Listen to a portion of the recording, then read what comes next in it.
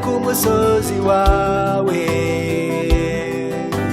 ndaririra ubugingo bwanjye, mpagaze ku musozi wawe, ndaririra ubugingo bwanjye. Mwami Yesu,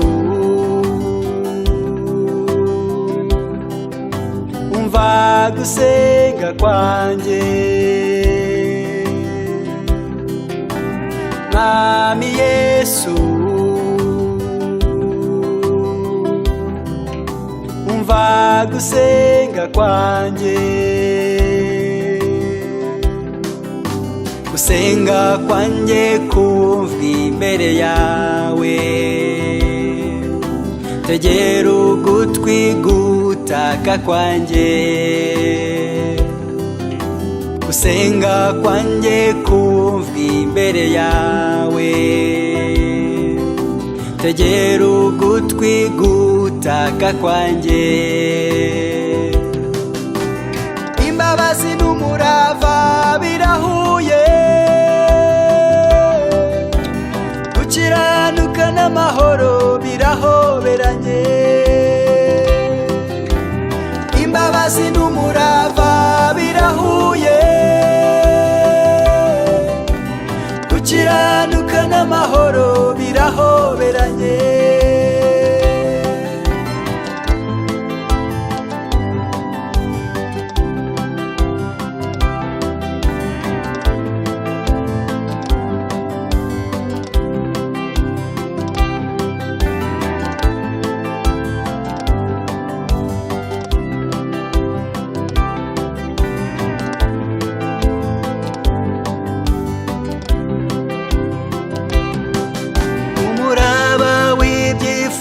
Uzumbamo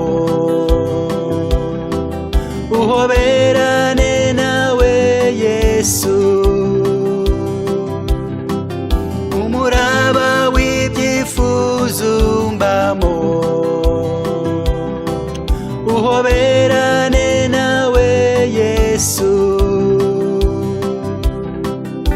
Gusenga kwanjye kumvwa imbere yawe, tegera ugutwi gutaka kwanjye. Gusenga kwanjye kumvwa imbere yawe, tegera ugutwi gutaka kwanjye. Nabonaga ibyaha byanjye ari nk'imigezi ifite amasoko adakama, ariko Mwami Yesu ntangazwa cyane n'imbabazi zawe zitagira uko zingana, n'imbaraga zawe zikamisha imigezi y'ibyaha.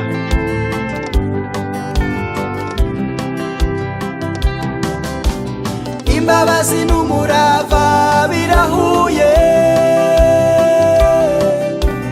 gukiranuka n'amahoro birahoberanye.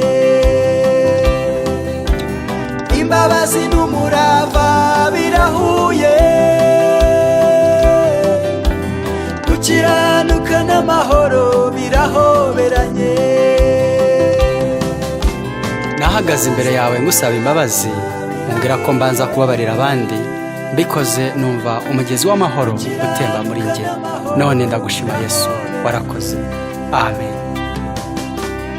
Imbabazi n'umurava birahuye,